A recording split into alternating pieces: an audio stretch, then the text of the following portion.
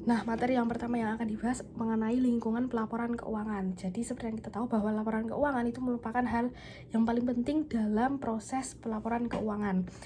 Seperti yang biasa kita ketahui bahwa kita ini sudah familiar dengan laporan keuangan, khususnya ada laporan keuangan. Selain itu, ada laporan keuangan wajib lainnya yang penting dan perlu ditinjau oleh seorang analisis. Nah, di sini ada tiga bagian laporan keuangan. Yang pertama itu adalah laporan keuangan wajib atau statutory financial reports. Nah, di laporan keuangan wajib itu ada yang pertama laporan keuangan. Seperti yang kita tahu, laporan keuangan biasa seperti terdiri dari neraca, laporan laba rugi, arus kas. Nah, yang menunjukkan kondisi keuangan perusahaan yang disusun biasa sesuai dengan GAAP atau IFRS. Lalu selanjutnya adalah laporan keuangan wajib. Yang kedua adalah pengumuman laba atau earnings announcement. Jadi perusahaan ini nantinya akan merilis laporan laba rugi sebelum laporan keuangan lengkap. Tujuannya untuk apa? Yaitu untuk memengaruhi harga saham dan keputusan investor. Nah, beberapa perusahaan ini melaporkan pro forma earnings atau laba yang sudah disesuaikan dengan menghilangkan biaya non-rutin seperti restrukturisasi. Nah, dalam hal ini investor itu harus berhati-hati karena laba ini itu sering lebih tinggi dari laba berdasarkan GAAP dan dapat menyesatkan. Lalu yang selanjutnya yang ketiga mengenai laporan keuangan wajib itu adalah laporan keuangan wajib lainnya seperti proxy statement atau regulasi 14A yang berisi informasi tentang dewan direksi, kompensasi eksekutif, dan hak suara pemegang saham. Lalu ada prospektus atau dokumen penting dalam penerbitan saham baru berisi informasi keuangan dan rencana bisnis. Lalu di sini ada 3 faktor yang mempengaruhi laporan keuangan. Itu yang pertama adalah perbedaan GAAP dan IFRS. Nah, perbedaan utamanya itu ada 3 poin. Yang pertama itu adalah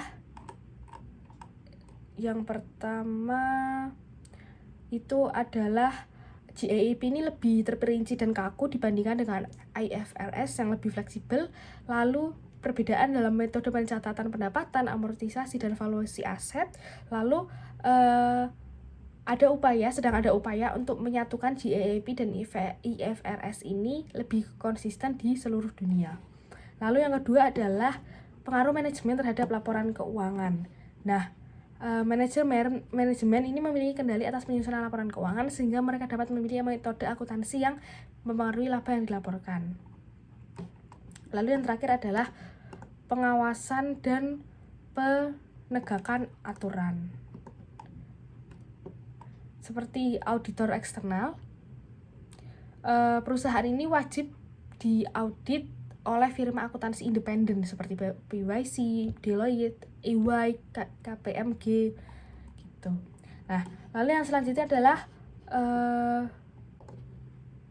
selanjutnya adalah sumber informasi alternatif. Di sini ada 3 sumber yang bisa dijadikan patokan lain.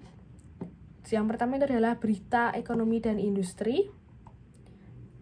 Lalu yang seperti faktor ekonomi, lalu tren industrinya ada apa, lalu berita spesifik mengenai perusahaan seperti skandal yang pernah terjadi.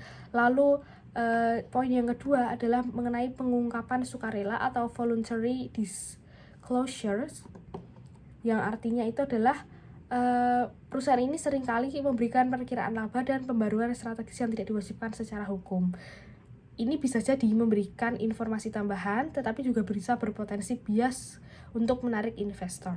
Lalu yang poin ketiga yang terakhir adalah peran analis dan lembaga peringkat. Gitu. Lalu yang slide terakhir dari subbab materi ini adalah mengenai tujuan akuntansi keuangan. Nah, di sini ada 2 tujuan akuntansi keuangan. Yang pertama adalah relevansi dan keandalan atau reliability. Jadi relevansi ini berarti informasi akuntansi ini harus berguna bagi pengambilan keputusan seperti tepat waktu, memberikan wawasan di masa depan nanti.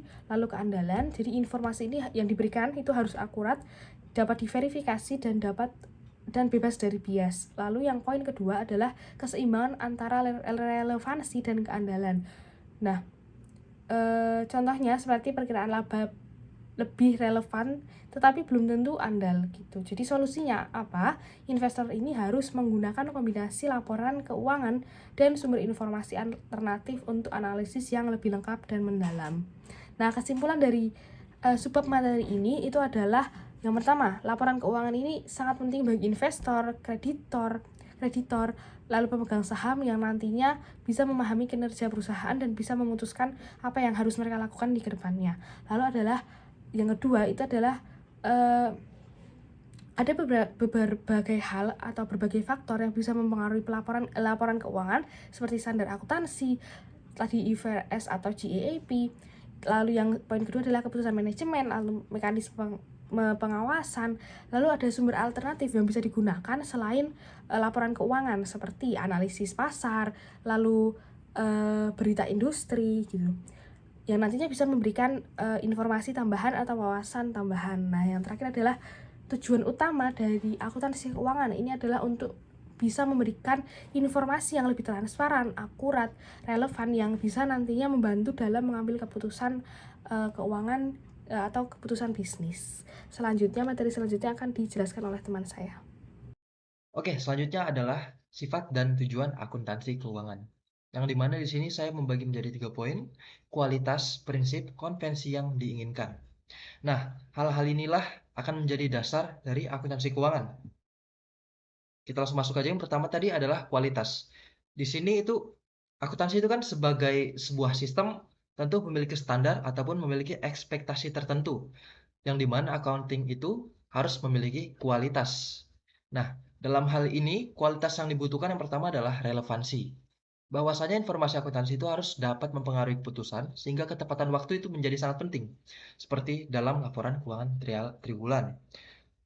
Laporan keuangan triwulan itu kan terdiri jadi 3 bulan ya, setiap 3 bulan ya.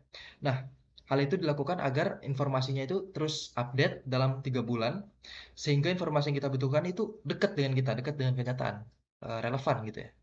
Selanjutnya adalah reliability atau keandalan.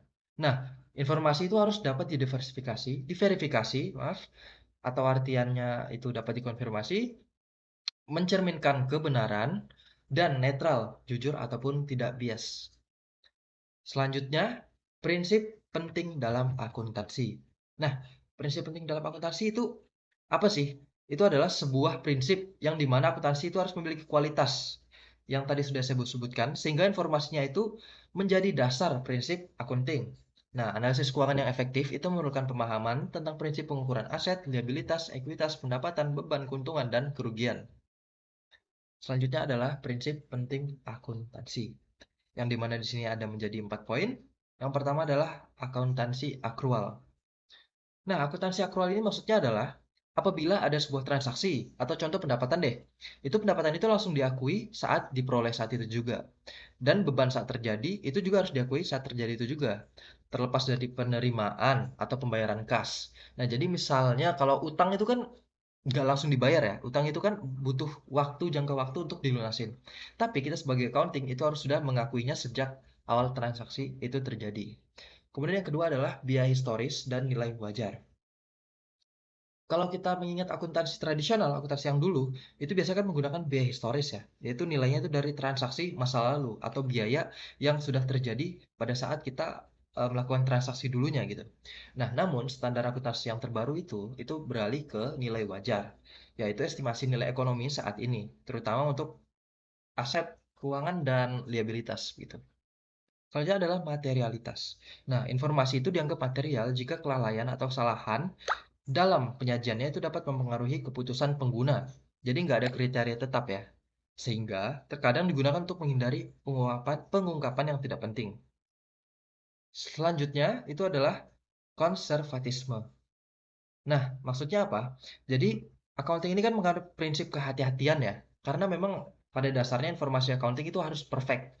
Sehingga tidak terjadi temuan ya dengan audit. Em, Maka dari itu, karena ya informasi accounting itu sangat-sangat krusial.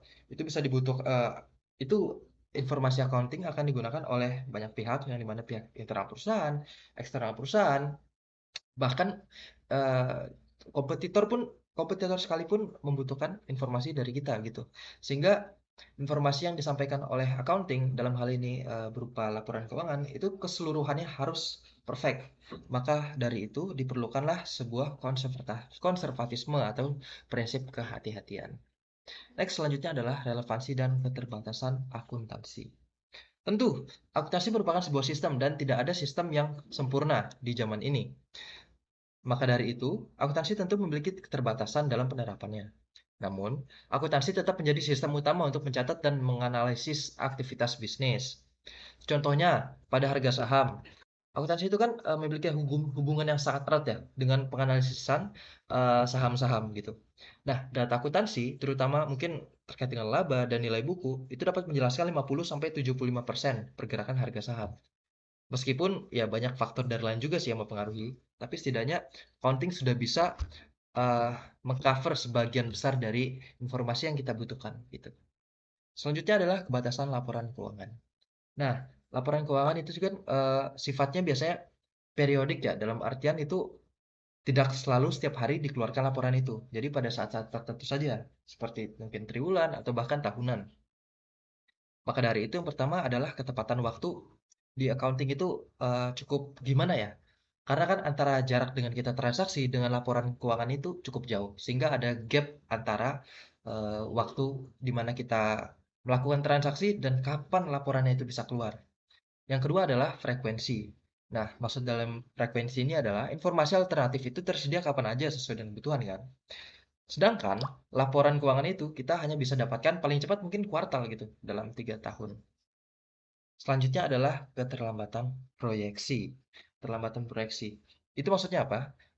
Begini, laporan analisis biasanya itu kan seorang analis itu menganalisis sebuah laporan untuk memproyeksikan masa depan. Sedangkan laporan keuangan itu cenderung mencatat aktivitas bisnis dengan keterlambatan. Sehingga jika kita ingin melakukan sebuah analisis itu juga tentu sangat bergantung dengan laporan keuangan itu, yang dimana laporan keuangan itu baru muncul di akhir periode atau bahkan paling cepat itu 3 bulan sekali. Ya, saya akan menjelaskan terkait dengan eh, akrual ya. Jadi dalam akuntansi itu terdapat metode pencatatan akrual, yang mana metode pencatatan ini adalah metode pencatatan yang akan mengakui pendapatan ketika terjadinya transaksi, bukan pendapatan doang. Kalau terjadi transaksi maka itu sudah diakui walaupun tidak dalam bentuk kas.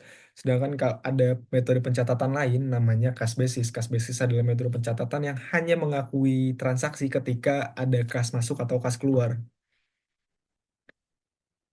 Jadi untuk memahaminya lebih lanjut kita akan masuk ke ilustrasi dari kas basis dan accrual basis ini ya. Jadi misalnya ada seseorang yang ingin melakukan usaha dengan modal $700. Terus untuk membeli persediaan-persediaannya dia membeli baju 100 biji, 100 baju. Ini untuk usaha baju printing.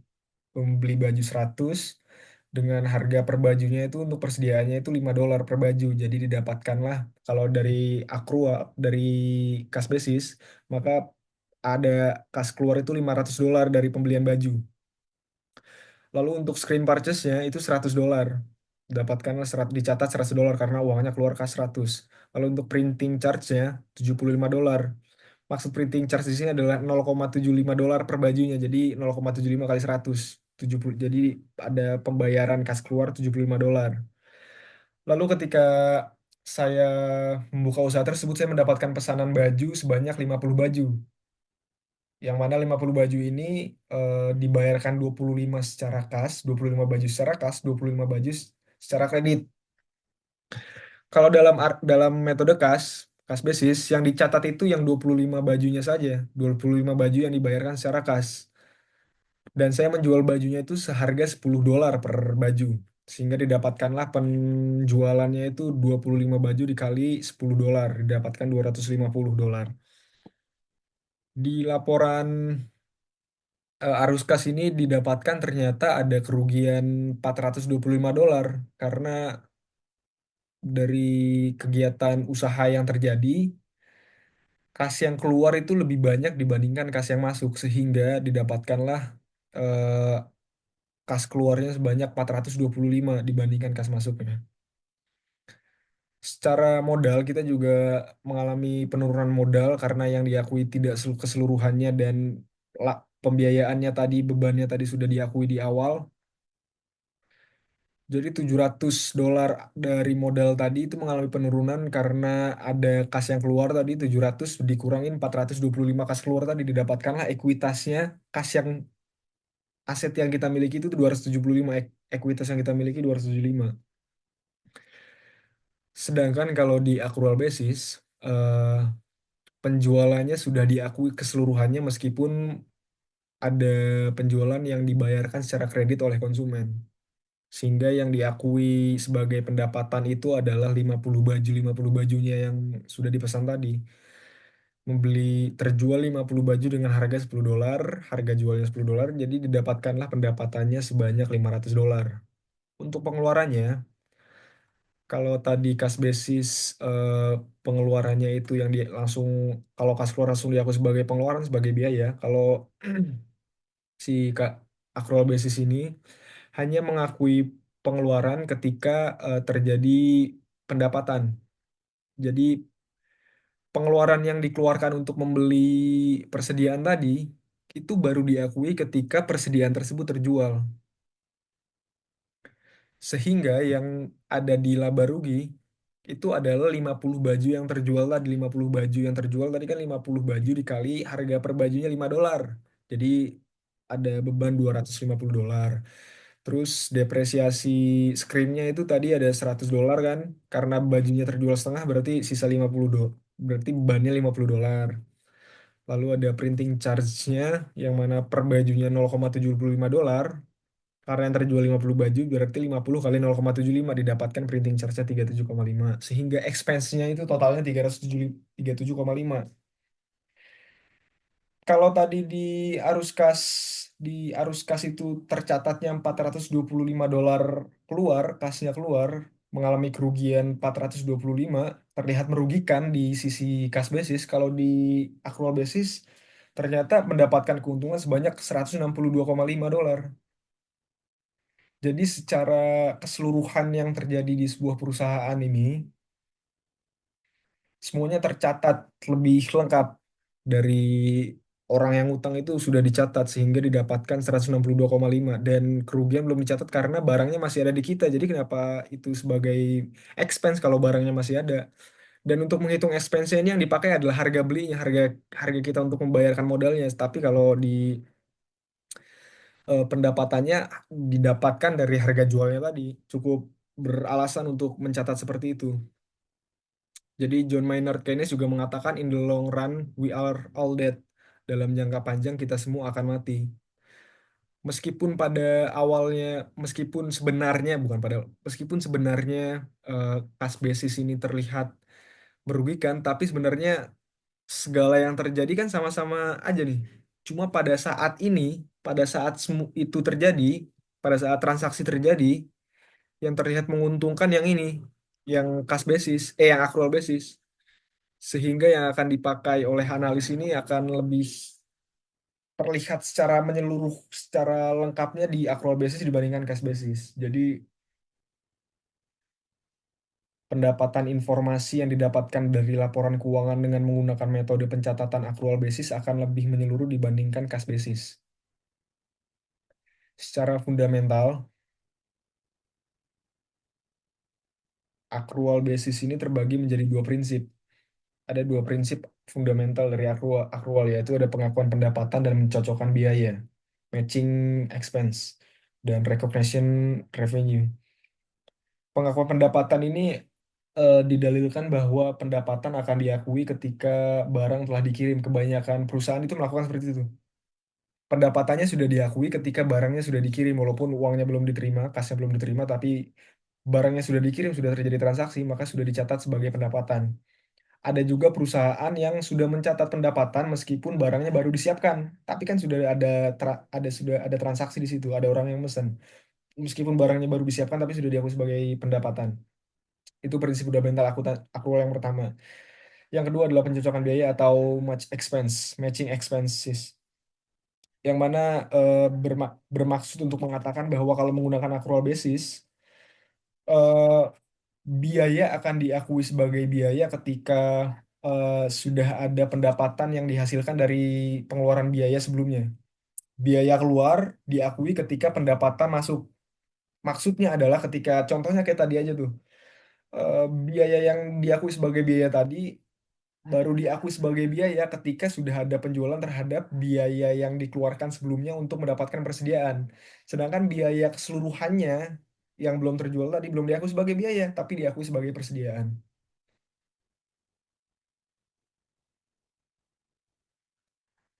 Untuk memahami akrual ini lebih lanjut, kita akan melihat eh, komparasi dari harga saham, net income, dan arus kas bebas. Jadi arus kas bebas itu ada dalam arus kas itu ada arus kas bebas dan arus kas operasi. Arus kas operasi adalah arus kas yang didapatkan dari kegiatan beroperasi, keluar dan masuknya kas itu dari hasil operasi, eh, dan akan berguna operating cash flow ini ketika untuk jangka pendek. Sedangkan kalau arus kas bebas itu dari investasi, dari divestasi itu akan mempengaruhi arus kas bebas itu. Sehingga ini berguna untuk jangka panjang kalau arus kas bebas.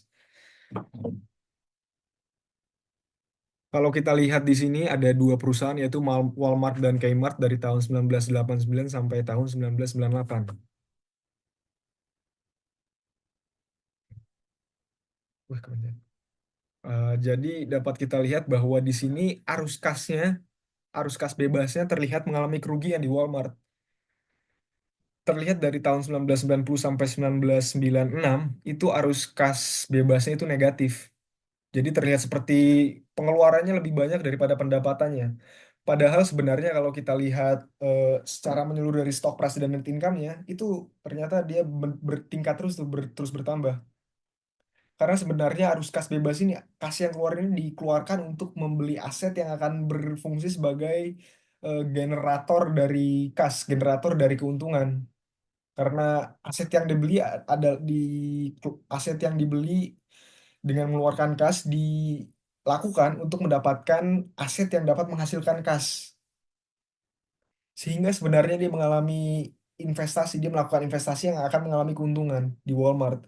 Sedangkan di Kmart dapat kita lihat dia mengalami arus kasnya ini terlihat seperti mengalami keuntungan karena arus kas bebasnya itu positif sekali dari tahun 94 sampai 98 contohnya.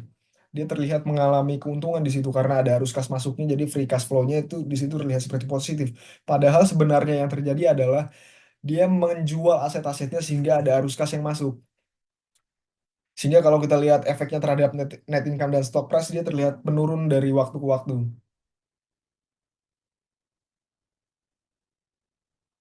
Kalau ingin melihat relasinya antara net income operasi dan operasi cash flow terhadap harga saham, kita akan melihat pengaruhnya lebih berpengaruh mana antara net income dan operasi cash flow ini, arus kas operasi ini. Didapatkan bahwa ternyata yang lebih berpengaruh terhadap harga saham itu adalah net income tadi, bukan arus kas operasi. Sehingga kalau kita ingin melakukan sebagai analisis ingin melakukan analisis terhadap sebuah perusahaan, kalau kita hanya mengandalkan arus kas operasi, hanya dari kas yang keluar dan masuk dari laporan keuangan, itu sebenarnya tidak sebegitu berpengaruhnya untuk kita memahami perusahaan, karena pengaruhnya sendiri itu dari harga sahamnya itu tidak sebesar dari net income. Sehingga dapat kita simpulkan bahwa pendapatan itu memiliki pengaruh yang lebih besar dibandingkan arus kas masa kini. Jadi di dalam akrual ini ada yang pro dan kontra terhadap metode ini. Yang pro mengatakan bahwa yang disajikan, yang dicatat menggunakan metode akrual memberikan indikasi yang lebih lengkap tentang kinerja perusahaan dan kualitas laporan keuangan karena yang diberikannya itu lebih menyeluruh, dapat terlihat kinerja perusahaan yang terjadi di situ. Bagaimana perusahaan beroperasi di situ terlihat. karena lebih menyeluruh tadi. Lalu yang kontra terhadap akrual ini adalah bahwa mengatakan yang kontra ini mengatakan bahwa eh, akrual ini dengan kekompleksitasannya memungkinkan manajer untuk memanipulasi laporan keuangan karena eh, aset yang diakui di laporan keuangan oleh akrual ini itu tidak seperti cash basis yang wujudnya itu lebih nyata, lebih berwujud dibandingkan eh, akrual. Jadi mereka merasa nilai dari laporan keuangan yang dicatat dengan akrual itu lebih lembek dibandingkan cash basis. Terima kasih. Selanjutnya akan dijelaskan oleh teman saya, Rida Fahrezi. Selanjutnya adalah konsep income atau pendapatan. Pendapatan dalam akuntansi akrual itu tidak hanya berkaitan dengan accrual cost, seperti yang tadi sudah sempat dijelaskan, bahwasanya accounting di zaman sekarang ini itu udah menggunakan konsep akrual, yang dimana setiap ada terjadi transaksi, itu langsung diakui. Jadi nggak perlu nunggu si kasnya itu datang ke kita. Nah, di sini konsep income itu dibagi menjadi dua. Yang pertama adalah pendapatan ekonomi, yang kedua itu pendapatan akuntansi. Kita masuk yang pertama. Konsep ekonomi. Yang pertama adalah pendapatan ekonomi. Nah, pendapatan ekonomi itu mengukur perubahan nilai pemegang saham termasuk arus kas dan keuntungan atau kerugian yang belum direalisasi. Itu berguna untuk mengukur kinerja perusahaan secara keseluruhan. Tetapi kurang ideal untuk proyeksi laba masa depan. Kemudian yang kedua itu ada pendapatan permanen, yang dimana di sini adalah pendapatan stabil yang mencerminkan potensi laba jangka panjang perusahaan. Atau bisa dibilang ini sebagai inti dari perusahaan itu sendiri ya. Seperti misalnya dia perusahaan itu menjual baju ya, jadi pendapatan permanennya itu adalah penjualan baju. Jadi itu inti dari perusahaan itu sendiri. Kemudian yang selanjutnya adalah pendapatan operasional, pendapatan dari aktivitas utama bisnis, sering disebut sebagai net operating profit after tax. Jadi hal ini itu tidak termasuk pendapat atau biaya non operasional seperti bunga atau investasi, sehingga lebih relevan untuk analisis kinerja inti dari perusahaan. Kemudian yang kedua itu di samping kanan ini ada konsep akuntansi atau konsep pendapatan akuntansi. Yang dimana pertama itu adalah pendapatan akuntansi. Nah, berdasarkan akuntansi akrual yang mencerminkan aspek pendapatan ekonomi dan permanen, tetapi tidak sepenuhnya itu mengukur keduanya karena adanya keterbatasan pengukuran. Oleh karena itu, analisis keuangan itu sering menyesuaikan pendapatan akuntansi agar lebih mencerminkan realitas ekonomi. Kemudian di sini yang kedua adalah pengakuan pendapatan dan pencocokan biaya. Pendapatan itu akan diakui jika telah direalisasi dan diperoleh, sementara biaya dicocokkan itu atau disebut dengan matching cost itu harus dicocokkan dengan pendapatan terkait, bukan berdasarkan arus kas aktual. Kemudian yang ketiga adalah perbedaan dengan pendapatan ekonomi. Pendapatan ekonomi itu mencakup arus kas dan perubahan nilai aset. Sedangkan pendapatan akuntansi itu dipengaruhi oleh standar akuntansi, biaya historis, konservatisme, dan manajemen laba. Selanjutnya adalah komponen pendapatan akuntansi. Teks. Nah, dalam konsep akuntansi ini itu ada komponen pendapatan dari akuntansi yang telah digeneralisasi, yang dimana pertama itu adalah permanen. Dalam hari ini adalah pendapatan berulang yang mencerminkan nilai perusahaan, kemudian transitori atau pendapatan sementara yang tidak berulang dan tidak relevan atau distorsi akuntansi tanpa dampak ekonomi. Selanjutnya adalah implikasi analisis. Di sini ada 3 poin juga, yang dimana pertama adalah penyesuaian untuk pendapatan permanen. Maksudnya gimana? Pendapatan inti atau core earnings itu biasanya digunakan untuk menilai rasio dan evaluasi berbasis laba. Selanjutnya, namun core earnings itu atau pendapatan inti itu tidak selalu mencerminkan pendapatan permanen karena dapat terpengaruh oleh faktor eksternal seperti penurunan bisnis sementara atau perubahan kondisi jangka panjang. Kemudian yang kedua, penyesuaian untuk pendapatan ekonomi.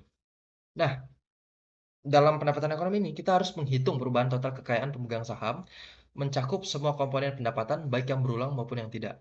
Kemudian eh, hal tersebut juga sebenarnya cukup sulit ya untuk menentukan perubahan nilai aset tetap yang dicatat dengan biaya historis.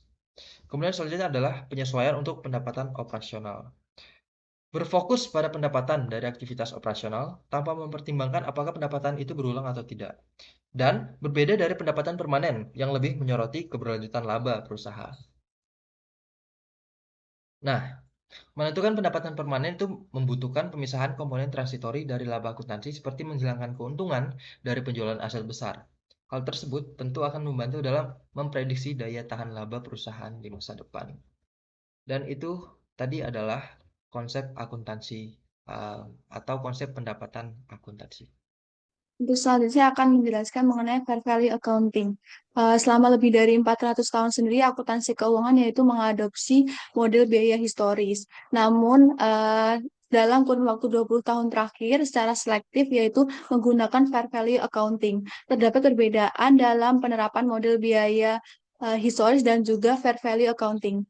Yang pertama yaitu berdasarkan model biaya historis, nilai aset dan juga liabilitas sendiri ditentukan berdasarkan harga yang diperoleh dari transaksi aktual yang telah terjadi di masa lalu. Yaitu contohnya ada nilai tanah yaitu yang dilaporkan pada neraca itu pada saat tanah tersebut dibeli. Selanjutnya yaitu ada pendapatan ditentukan terutama dengan mengakui pendapatan yang diperoleh dan juga direalisasikan selama periode tersebut dan juga mencocokkan biaya dengan pendapatan yang diakui. Untuk selanjutnya yaitu model biaya fair value accounting. Berdasarkan model akuntansi fair value sendiri atau nilai wajar, yaitu nilai aset dan juga liabilitas sendiri ditentukan berdasarkan nilai wajarnya. Biasanya yaitu pada harga pasar, yaitu pada tanggal pengukurannya kira-kira pada tanggal pelaporan keuangannya. Yaitu contohnya yaitu pada saat membeli tanah, nantinya nilai tanah tersebut dilaporkan pada neraca didasarkan pada harga saat tanah tersebut dibeli, seperti itu. Untuk yang selanjutnya yaitu pendapatan, yaitu berdasarkan model ini, yaitu hanya mewakili perubahan bersih dalam nilai wajar dan juga liabilitas selama periode tersebut. Berdasarkan model akuntansi nilai wajar fair value accounting tersebut, yaitu meskipun penggunaannya saat ini masih terbatas, namun saat ini terutama pada aset dan juga liabilitas keuangan, ada indikasi bahwa adopsi komprehensif akuntansi nilai wajar untuk semua aset dan juga liabilitas akan dimungkinkan pada saat di masa depan mendatang. Seperti itu. Untuk selanjutnya yaitu ada perbandingan model biaya historis dan juga nilai wajar. Di sini ada 3 perbedaan yang disajikan, yaitu yang pertama yaitu terkait dengan transaksi versus valuasi terkini. Dalam biaya historis sendiri, yaitu nilai aset dan juga liabilitas sebagian besar ditentukan oleh transaksi aktual atau entitas di masa lalu. Yaitu valuasinya tidak mencerminkan keadaan ekonomi saat ini karena tidak mencerminkan harga pasar saat ini. Sedangkan di nilai wajar yaitu jumlah aset atau liabilitas ditentukan oleh nilai terkini menggunakan asumsi pasar. Namun, valuasinya tidak didasarkan pada transaksi aktual atau transaksi di masa lalu. Untuk selanjutnya yaitu ada biaya versus harga pasar. Untuk biaya historis sendiri yaitu ditentukan oleh biaya yang dikeluarkan oleh bisnis. Sedangkan di nilai wajar atau fair value sendiri yaitu penilaian didasarkan pada penilaian pasar atau asumsi harga di pasar nantinya. Untuk yang ketiga yaitu ada pendekatan pendapatan alternatif, yaitu pendapatan ditentukan dengan cara mencocokkan biaya dengan pendapatan yang harus diakui pada saat direalisasikan atau diperoleh. Sedangkan di nilai wajar sendiri yaitu pendapatan ditentukan pada saat perubahan bersih dalam nilai wajar aset dan juga liabilitas seperti itu. Jadi di biaya historis sendiri yaitu mencocokkan dengan biaya dan juga pendapatan, sedangkan di nilai wajar sendiri yaitu mencocokkan dengan perubahan bersih nilai wajar di aset dan juga liabilitas. Untuk selanjutnya yaitu ada pertimbangan dalam mengukur nilai wajar. Ada 5 aspek definisi yaitu yang perlu diperhatikan. Yang pertama yaitu ada pada tanggal pengukuran. Pada tanggal pengukuran ini sendiri yaitu tanggal neraca bukan pada saat tanggal aset tersebut pertama kali dibeli. Untuk yang kedua yaitu ada transaksi hipotesis, yaitu tidak perlu ada penjualan aset atau pengalihan kewajiban yang sebenarnya. Terus yang ketiga ada transaksi yang tertib. Transaksi yang tertib di sini dimaksudkan bahwa nilai wajar merupakan harga pertukaran dalam keadaan harga normal. Untuk yang keempat yaitu pengukuran berbasis pasar, yaitu mencerminkan harga pasar yang akan dibayarkan oleh pelaku pasar untuk aset yang akan ditukar atau dijual. Untuk yang kelima yaitu ada exit price atau harga keluar di sini yaitu harga hipotesis di mana suatu bisnis dapat menjual aset tersebut. Untuk selanjutnya yaitu ada hierarki input dalam fair value accounting. Yang pertama yaitu standar sendiri telah menetapkan hierarki masukan nilai wajar, yaitu asumsi yang menjadi dasar untuk memperoleh estimasi nilai wajar. Dari yang pertama sendiri yaitu ada 3 level. Yang pertama ada level 1, level 2, dan juga level 3. Level pertama sendiri yaitu merupakan harga nantinya dikutip di pasar aktif yang dapat diakses oleh entitas pelapor pada tanggal pelaporan atau untuk aset atau liabilitas yang identik. Sedangkan di level 2 yaitu harga diamati secara langsung atau tidak langsung di pasar aktif untuk aset atau liabilitas yang serupa atau tidak serupa. Yang ketiga yaitu masukan yang tidak dapat diobservasi yang mencerminkan asumsi manajemen sendiri. Jadi untuk level 1 dan juga level 2 sendiri yaitu mengamati dari harga pasar aktif maupun diamati secara langsung atau tidak langsung. Sedangkan di level 3 sendiri yaitu hanya dari asumsi dari perusahaan atau asumsi dari manajemen dalam menentukan harga pasar. Untuk yang selanjutnya yaitu ada teknik penilaian, yaitu teknik penilaian dalam fair value accounting. Untuk teknik penilaian sendiri ada 3. Yang pertama yaitu ada pendekatan pasar. Pendekatan pasar sendiri yaitu menggunakan harga dari transaksi pasar yang sebenarnya. Pendekatan ini yaitu berlaku pada hierarki level 1 dan juga level 2, yaitu mengamati pasar secara langsung. Untuk yang kedua yaitu ada pendekatan pendapatan. Di sini nilai wajar sendiri diukur dengan mendiskontokan ekspektasi di arus kas atau laba di masa yang akan mendatang terhadap periode berjalan. Untuk yang ketiga yaitu ada pendekatan biaya, yaitu menggunakan biaya pengganti atau penggantian kapasitas layanan aset yang saat ini masih tersisa. Untuk selanjutnya itu ada implikasi analisis, yaitu ada keuntungan dan juga kerugian. Untuk keuntungan sendiri yaitu keuntungan dari fair value accounting sendiri yaitu mencerminkan informasi terkini karena harga yang saat ini tertera itu berdasarkan harga pasar. Untuk yang kedua kriteria pengukuran yang konsisten yaitu karena menggunakan harga pasar yang saat ini sedang berlangsung. Yang ketiga itu ada komparabilitas, yaitu dapat membandingkan transaksi aktual dan juga transaksi yang saat ini atau dengan harga pasar yang saat ini terjadi. Terus yang keempat yaitu tidak ada bias konservatif. Yang kelima itu lebih berguna untuk analisis ekuitas karena berhubungan dengan laporan raca yaitu aset dan juga liabilitas. Sedangkan yang kedua itu ada kerugian. Yang pertama, kerugiannya yaitu objektivitas yang lebih rendah. Yang kedua, kerentanan terhadap manipulasi karena biasanya itu menggunakan level ketiga atau menggunakan asumsi manajemen. Jadi, rentan terhadap manipulasi naik turun harga. Terus yang ketiga yaitu penggunaan input level ketiga, yaitu tadi menggunakan asumsi manajemen, asumsi dari perusahaan sendiri, bukan dari mengamati harga di pasar secara aktif. Yang keempat yaitu kurangnya konservatisme. Yang kelima yaitu volatilitas pendapatan yang berlebihan karena berdasarkan pada harga pasar yang saat ini berlaku nantinya akan mempengaruhi pendapatan dan juga laba perusahaan. Untuk selanjutnya implikasi analisis. Nah, yaitu fair value bagi laporan keuangan yaitu ada fokus pada neraca. Yang pertama, karena hal itu berhubungan dengan aset dan juga liabilitas serta ekuitas. Terus yang kedua yaitu menyajikan kembali pendapatan karena nantinya aset tersebut akan diukur atau direvaluasi kembali dan juga akan ditentukan nilai saat ini yang wajar seperti itu. Terus yang ketiga akan menganalisis penggunaan input. Yang kelima yaitu akan menganalisis kewajiban keuangan. Untuk selanjutnya penerapan nilai wajar saat ini yaitu saat ini akuntansi nilai wajar terutama berlaku untuk aset dan juga kewajiban yang secara umum dapat disebut dengan aset finansial. Aset finansial ini yaitu dapat berupa surat berharga, investasi, instrumen keuangan, dan juga kewajiban utang.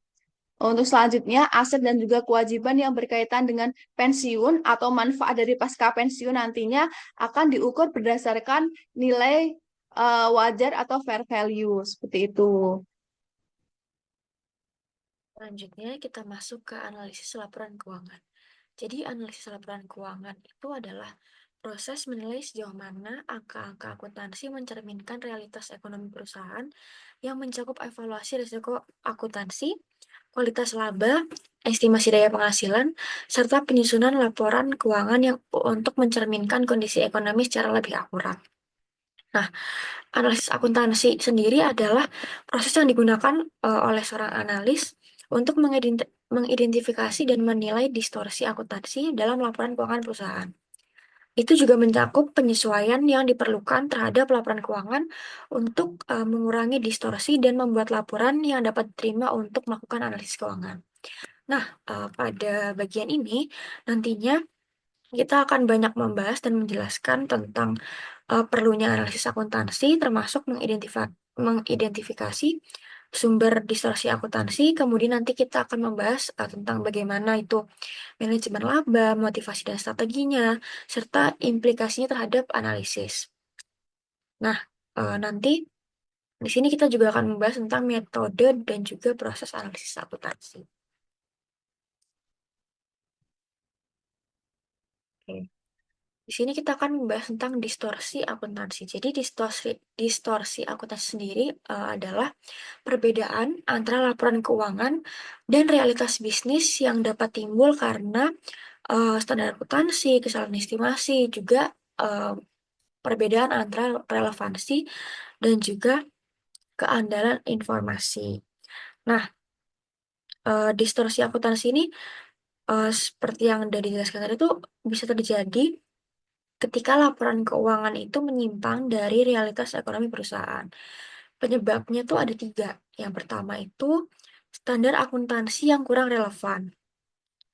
Bisa jadi karena proses politik dalam penyusunan standar dapat menghasilkan aturan yang tidak selalu mencerminkan kondisi ekonomi sebenarnya. Lalu untuk penyebab yang kedua, terjadi distorsi adalah adanya kesalahan estimasi. Jadi karena akuntansi berbasis akrual itu sering mengandalkan perkiraan yang dapat menyebabkan penyimpangan dalam laporan keuangan. Lalu yang ketiga itu penyebabnya adalah konservatisme akuntansi. Jadi ini tuh cenderung lebih cepat untuk mencatat kerugian, tetapi tidak mencatat keuntungannya hingga direalisasikan. Jadi akibatnya adalah bias negatif dalam laporan keuangan. Selanjutnya kita akan membahas tentang kalau tadi distorsi laba ini ada manajemen laba atau earnings management. Jadi manajemen laba sendiri itu adalah manipulasi angka akuntansi untuk memenuhi kepentingan tertentu yang dapat berdampak negatif pada kualitas informasi keuangan. Nah, strategi dari manajemen laba sendiri itu ada 3. Yang pertama itu meningkatkan laba saat ini. Jadi menggunakan metode akuntansi yang meningkatkan pendapatan atau menunda pencatatan biaya. Contohnya itu adalah pengakuan pendapatan lebih awal melalui praktek channel stuffing atau kayak mendorong distributor untuk membeli lebih banyak barang di akhir periode. Lalu strategi manajemen laba yang kedua ada big bet atau pencatatan kerugian besar sekaligus gitu. Jadi hal ini tuh dilakukan dengan membebankan sebanyak mungkin biaya dalam satu periode. Biasanya saat kondisi bisnis sudah buruk, tujuannya untuk meningkatkan laba di masa depan. Jadi contohnya tuh mungkin dengan mengambil biaya rekonstruksi besar ketika ada bergantian manajemen atau terjadi resesi. Lalu untuk strategi manajemen yang ketiga itu ada income smoothing atau perataan laba. Jadi ini maksudnya mengurangi volatilitas laba dengan menunda atau mempercepat pencatatan pendapatan atau biaya yang untuk menjaga tren itu nanti tetap stabil. Nah, contohnya itu adalah membentuk cadangan laba di tahun yang baik untuk digunakan dalam tahun yang lebih buruk gitu. Selanjutnya ada motivasi manajemen laba, ini ada 3. Yang pertama ada kontrak dan kompensasi manajerial. Jadi nanti di sini tuh akan ada banyak kontrak seperti kompensasi berbasis laba atau perjanjian utang yang menggunakan angka akuntansi sebagai dasar perhitungan. Dan di sini nanti manajer itu nanti mungkin akan menaikkan laba jika bonus tuh bergantung pada laba atau menurunkan laba untuk mempersiapkan cadangan keuntungan di masa depan. Lalu yang kedua ada dampak pada harga saham. Nah, di sini nanti investor akan lebih sering berinteraksi terhadap laporan laba. Jadi nanti manajer itu mungkin akan berusaha untuk menaikkan laba sementara untuk meningkatkan harga saham. Strategi lainnya itu juga bisa menentukan ekspektasi pasar dulu, baru nanti kemudian melaporkan laba lebih tinggi dari perkiraan. Nah, untuk motivasi manajemen yang terakhir itu ada alasan regulasi dan politik. Jadi nanti itu akan menurunkan laba untuk menghindari pajak tinggi atau mengurangi perhatian regulator. Misalnya contoh, IBM itu pernah mengambil big bet dengan mencatat kerugian dalam 1 tahun untuk memperbaiki laporan keuangan di tahun-tahun berikutnya gitu. Nah, selanjutnya ini ada metode manajemen laba. Nah, yang pertama itu ada income shifting atau pengalihan pendapatan, yaitu mengubah waktu pengakuan pendapatan atau biaya untuk menggeser laba antar periode. Contohnya, mempromosikan penjualan besar-besaran di akhir periode untuk meningkatkan pendapatan atau menunda pencatatan biaya untuk menjaga laba tetap tinggi.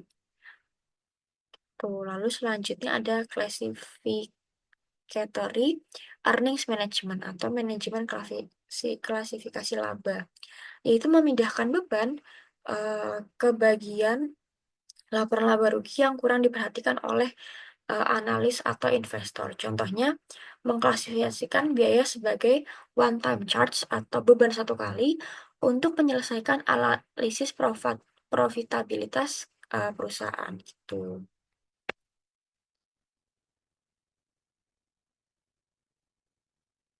Selanjutnya,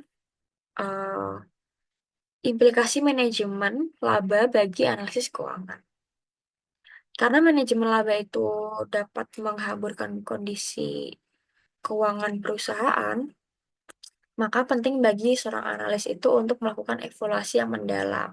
Nah, langkah-langkah untuk mengidentifikasi manajemen laba itu, yang pertama kita harus memeriksa insentif untuk manajemen laba. Misalnya kayak, kira-kira apakah ada alasan yang kuat bagi manajemen untuk memanipulasi angka keuangan. Lalu kita harus bisa juga menilai reputasi dan rekam jejak manajemen gitu. Jadi kira-kira ada nggak sih sejarah masalah akuntansi atau pergantian auditor yang mencurigakan gitu. Lalu yang ketiga itu mencari pola konsisten dalam laporan keuangan. Kayak jika beberapa aspek keuangan itu tampak terlalu dihaluskan, berarti itu kemungkinan terjadi manipulasi gitu. Lalu yang terakhir itu kita harus menganalisis fleksibilitas akuntansi. Jadi industri itu yang lebih bergantung pada estimasi biasanya memiliki peluang yang lebih besar untuk manajemen laba. Lalu yang terakhir itu, jadi proses analisis akuntansi itu nantinya terdiri dari 2 langkah utama. Yang pertama itu evaluasi kualitas laba. Nantinya evaluasi kualitas laba itu akan mengidentifikasi kebijakan akuntansi utama dan menilai apakah mereka itu terlalu agresif. Lalu menentukan fleksibilitas akuntansi yang dimiliki perusahaan berdasarkan sifat industrinya. Dan yang terakhir itu menganalisis apakah perusahaan itu memiliki pola laporan keuangan yang mencurigakan atau tidak. Lalu untuk proses analisis akuntansi yang kedua itu adalah penyesuaian laporan keuangan. Ini biasanya kita memperhatikan kapitalisasi sewa operasi untuk mencerminkan utang tersembunyi, menyesuaikan biaya restrukturasi, maaf, menyesuaikan biaya restrukturisasi atau penurunan nilai aset yang bersifat tidak berulang. Lalu yang terakhir itu menghilangkan dampak pajak tangguhan yang tidak relevan bagi analisis kinerja operasional seperti itu. Baik, sekian dari presentase kelompok kami terkait materi analisis laporan keuangan. Kurang lebihnya mohon maaf. Wassalamualaikum warahmatullahi wabarakatuh.